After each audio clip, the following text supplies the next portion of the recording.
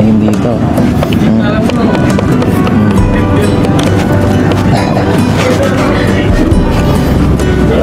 Bakit mo naman ako tinataboy? Siyempre, napapaisip din ako noon. Nag-overthink din ako napalitan sila. Hala, Beyonce, pinagtabuyan si Papa Eds.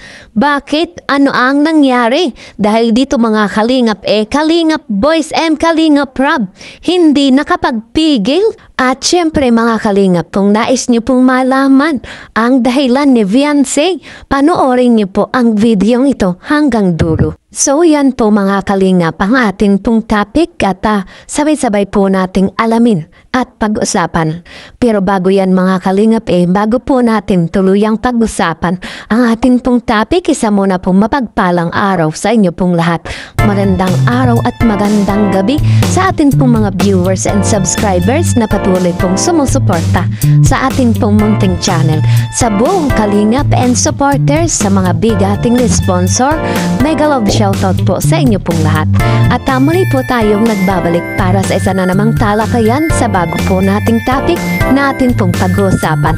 At syempre mga kalingap, sa bago pa lang po sa aking munting channel, sa mga hindi pa po nakakapag-subscribe, mag-subscribe na, mag-like and share na po kayo nang sa ganun lagi po tayong updated sa lahat po ng ating mga videos. At huwag na huwag po nating kalilimutang suportahan at marathon po nating mga kalingap ang magamang matubang na si Kuya Bal Santos Matubang at syempre si Kalingap Ram. Patuloy po nating suportahan sila sa araw-araw po nilang pagtulong sa mga kababayan po nating may hirap para syempre mas marami pa po silang may stop. No skip ads mga kalingap na sa ganun patuloy pa silang makatulong at mapalawak pa ang kanilang charity works. At so yun mga kalingap, dumako naman po tayo sa ating pong topic. Hala, Beyonce, pinagtabuyan si Papa Eds.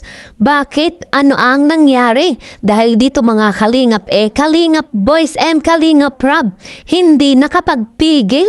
Grabe mga kalingap ang mga kaganapang atin pong masasaksiyan patungkol nga po dito. Pero bago yan mga kalingap kamustahin po muna natin ang EDSI sa ngayon. Ano na nga po ba ang mga bagong update? Sa ngayon mga kalingap katatapos lang po nating masaksihan ang 2 years anniversary ni Beyonce, ang photoshoot at ang mga kaganapan nito. At isang napakagandang kaganapan nga po ang ating nasaksihan, ang kagandahan ni Beyonce na talagang nagniningning. At napaka-successful nga po mga kalingap ang kabuuan ito. At so yun mga kalingap, pag-usapan naman po natin ang atin pong topic. At mula pa rin po mga kalingap sa vlog ni Kalingap Rob, ang 2 years anniversary ni Beyonce.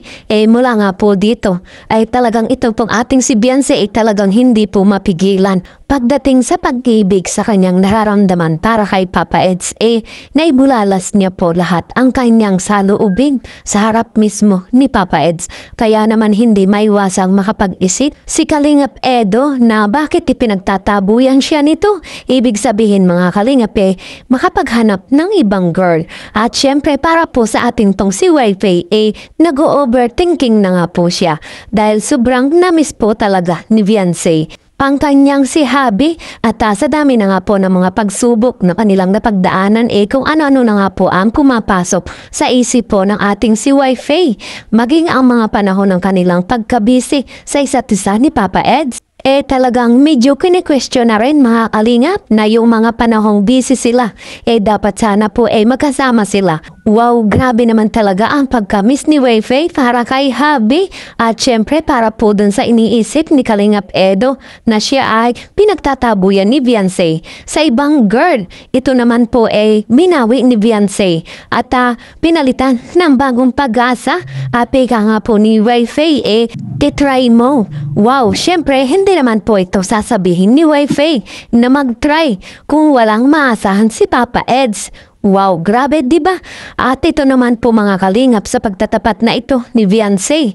Batid naman po natin at ramdam na ramdam na tunay ang pagmamahal niya para kay Papa Eds. At syempre mga kalingap, pagdating kay Beyonce, para sa kanya, hindi man po ito pinagtutuunan ng pansin. Bigyan ng panahon na ang laging magkasama sila dahil sa dami ng mga protocol na dapat po nilang sundin.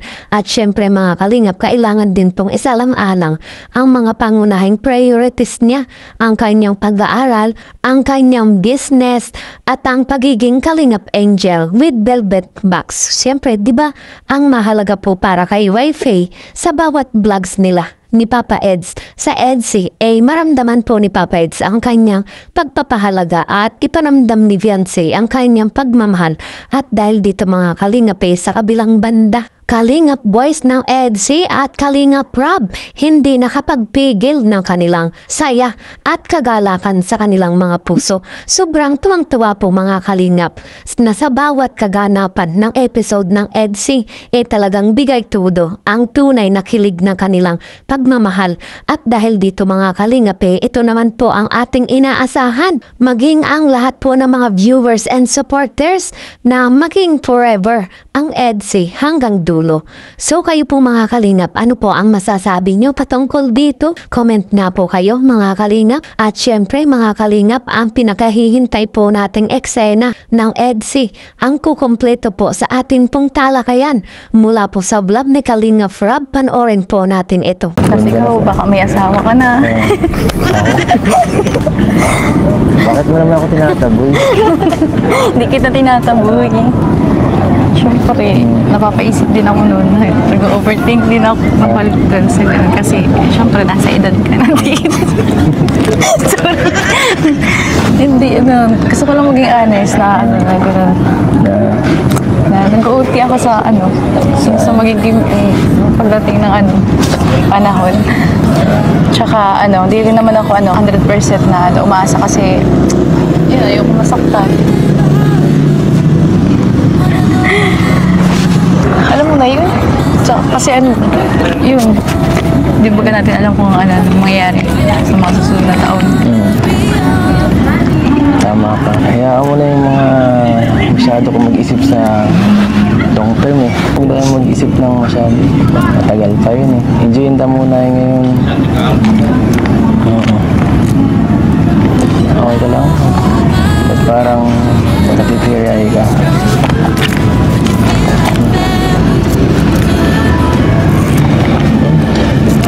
Bakit?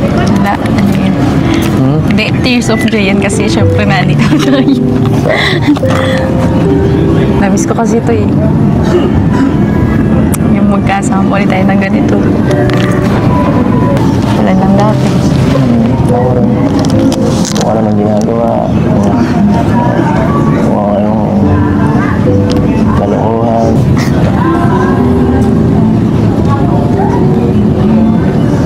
Diba?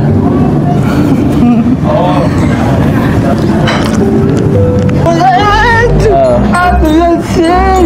Namiss ko kayong dalawa! Panghila! Kaya naman. Ano gusto kayo? Grabe, sa dami-dami ng pwedeng pasalan. Ito pa? Oo nga pala. Ate Yansin, Haoransari. Tama ba? Mali-mali ka na naman. Ano sinasabi mong mansari? Second anniversary ni Beyonce sa Kalingap. Kuya Yansin. Bakit nandito ulit ka na naman? Kuya, pasensya na, nagtatadog kasi talaga ako.